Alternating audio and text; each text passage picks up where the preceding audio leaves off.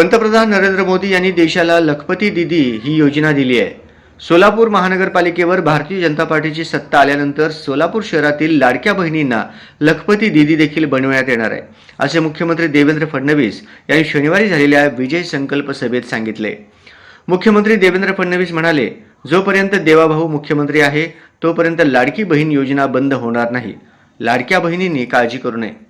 महाराष्ट्रातील भगिनींसाठी सुरू करण्यात आलेली लाडकी बहीण योजना काही दिवसांनी बंद होईल असे विरोधकांकडून खोटे सांगण्यात येत होते, परंतु या आरोपात कोणतेही तथ्य नाही।